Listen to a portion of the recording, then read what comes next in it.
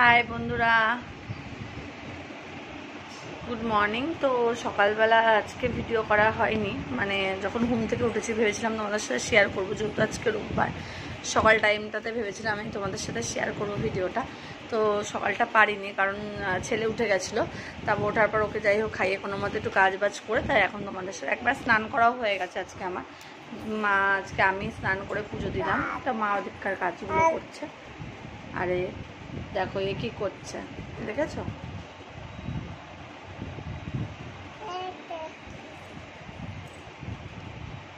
তোমাদের সামনে হাজির হয়ে গেছি।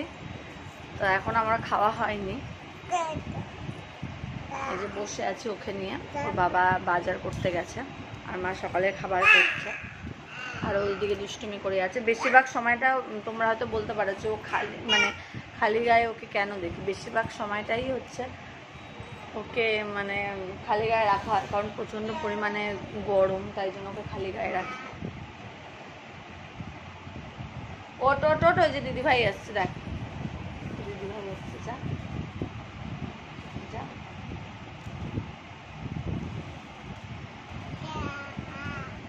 দেখ কি করছে।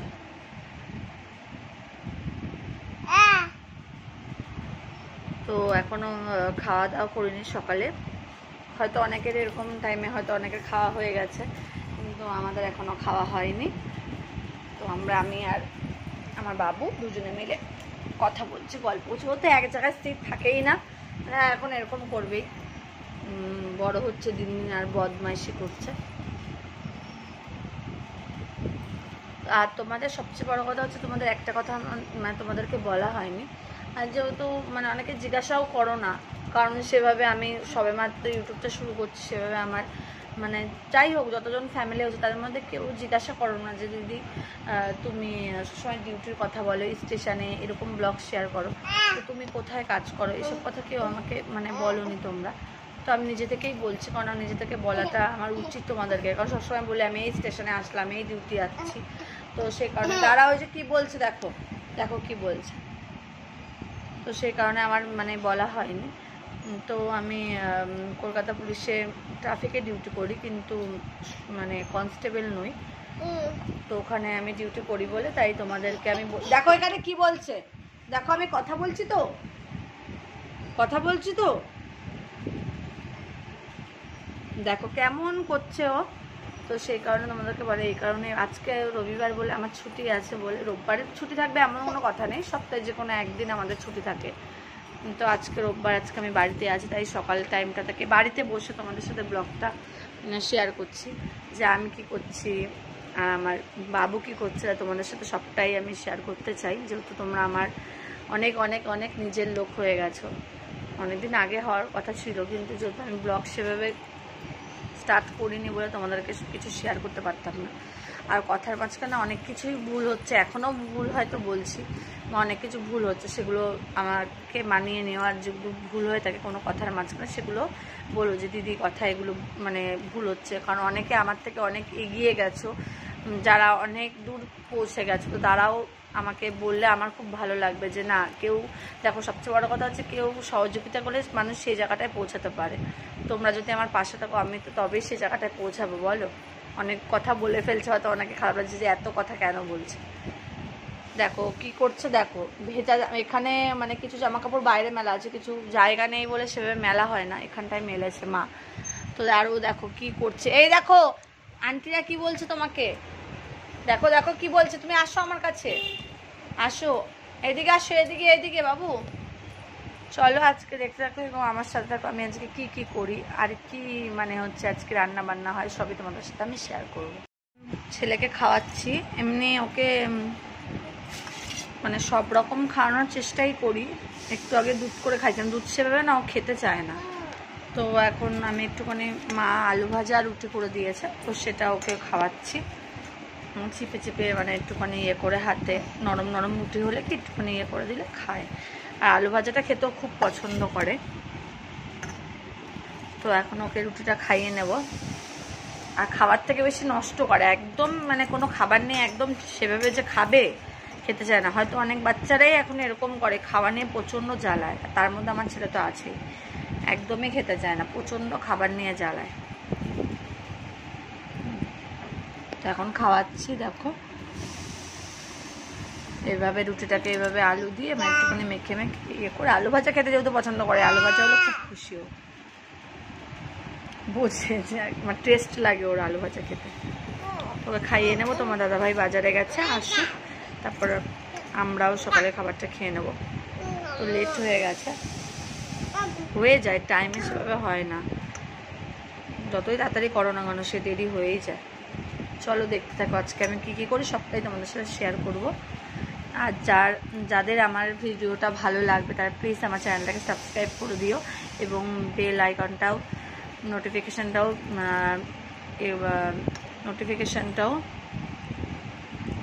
যেটা বলে মানে ঠিক বলতে পারছি না আমি ঠিক গুছিয়ে, অল নোটিফিকেশানটা তোমরা অন করে দিও যাতে আমার সমস্ত আপডেট যাতে তোমরা সব পাও, সেটাই বলছি। এবং ঠিকভাবে গুছিয়ে বলতে পারছি না সেটা আমি কীভাবে বলতে হয়।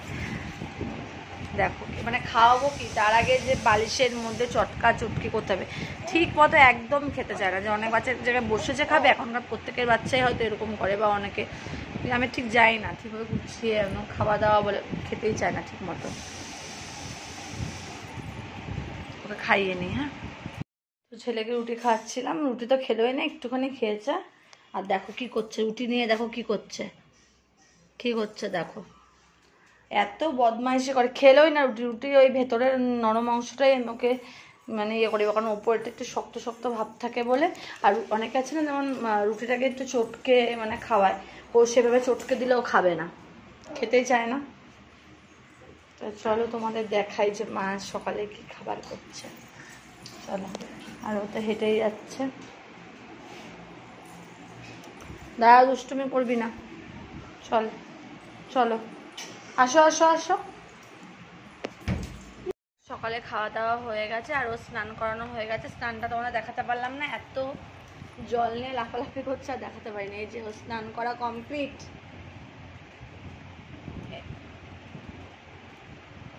স্নান করা হয়ে গেছে। এবার ওর তোমার ফোনটা দেখিয়ে দাও সবাইকে একটু, এই যে ওর মোবাইল আছে, দেখিয়ে দাও সবাইকে, পাপ করে দাও তো সবাইকে একটু। আর কি বলবা, আর কি বলবা? ও তাই বলবা, কি বলছে তাই? একটু ভয় দেখাবা সবাইকে। তোমার দিদি কেমন করে গান করে, তোমার জেঠু কেমন করে ব্যায়াম করে দেখিয়ে দাও, করে ব্যায়াম করে। আর জেঠু কেমন করে বকে তোমাকে, আপ, ও জেঠু এমন করে বকা দেয় ওকে, তাই বকা দেয় জেঠু তোমাকে, আপ করে। সবাইকে একটু বকে দাও তো, সবাইকে একটু পাপ করে দাও। ও বাবা, একটু হাসি তো হাসো। সব কিছু দেখিয়ে দিল তোমাদের। এবার চলো আমি তোমাদেরকে মা কি রান্না করছে তোমাদেরকে দেখাবো। তোমাদের তো রান্নাটা দেখায়নি, তখন মা সব গুছিয়ে ইয়ে করছিল তো, তার জন্য তোমাদের রান্নাটা দেখানো হয়নি। এবার দেখাচ্ছি। এই যে আমাদের মাংস রান্না হচ্ছে, মাংস মা রান্না করছিল, মা এখানে মাংস রান্না করছিল।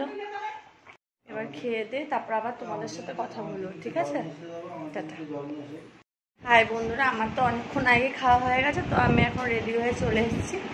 তো আজকে একটা জায়গায় যাব এবং সেটা তোমাদের সাথে অবশ্যই শেয়ার করব যে আমরা আজকে কোথায় যাচ্ছি। তোমাদের সাথে শেয়ার না করলে সেটা তো আমারও ভালো লাগবে না, তোমাদের তো ভালোই লাগবে না।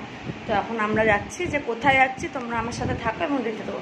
আর একটা কথা বলতেই ভুলে গেছি, welcome to my channel Arpita ক্রিয়েশনের তরফ থেকে তোমাদের প্রত্যেককে অনেক অনেক অনেক ভালোবাসা।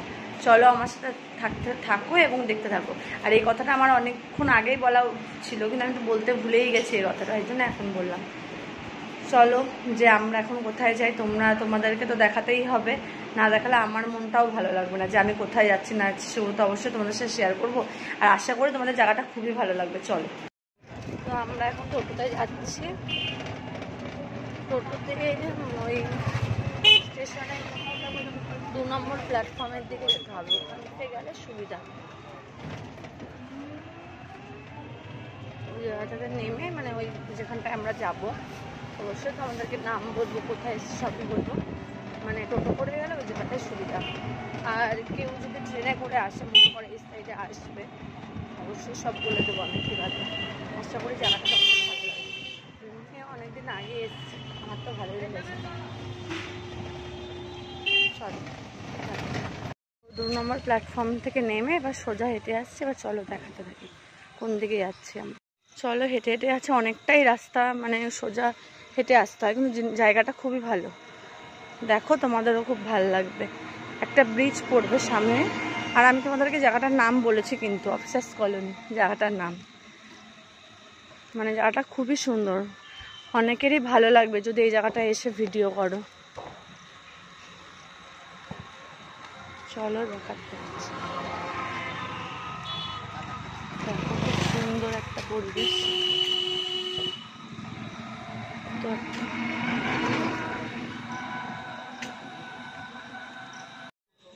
দেখো এই ব্রিজটার কথা বলছিলাম তোমাদের। দেখো কত সুন্দর, কত সুন্দর একটা জায়গা। ব্রিজটা কত সুন্দর, কত ভালো লাগছে।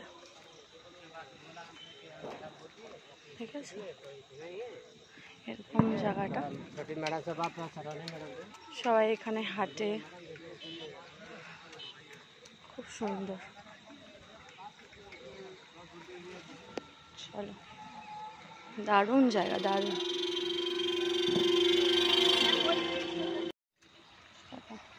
দেখো এই সুন্দর।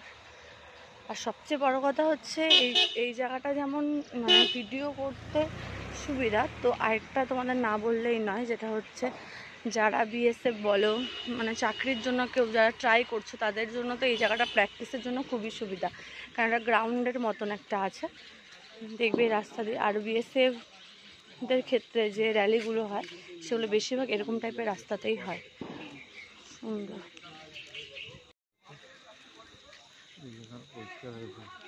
আর সবচেয়ে বড় কথা হচ্ছে এখানে আমি কেন আসলাম, কেউ তো এটা জিজ্ঞাসাই করলে না যে কেন আসলাম। কমেন্টস সেকশানে জানিও যে কেন, আমি নিজেই বলে দিচ্ছি যে জায়গাটা কেন আসছে। তো ওখানে একটা আমি নাচের ভিডিও বানানোর জন্য এসেছি, করতে তো হবেই তোমাদের জন্য, তবে তো তোমরা আমার পাশে থাকবে। যদি আমি সবসময় মানে এক ভিডিও বাড়িতে থেকে দিই, হয়তো অনেকের ভালো লাগবেই না। তো আমার মনে হলো যে একটুখানি বাইরে বেরিয়েও ভিডিও করা উচিত, তো সেই জন্য আমি এখানে এসেছি একটু নাচের ভিডিও করার জন্য। আর যেরকম চাইছিলাম পরিবেশটা, মানে একটুখানি রোদ রোদ থাকবে, তো দেরি হয়ে গেল, মানে আস্তে আস্তে বোঝোই তো বাড়ির কাজবাজ সেরে সব আসতে হলো, তো এখানে আসলাম। চলো থাকো, দেখতে থাকো।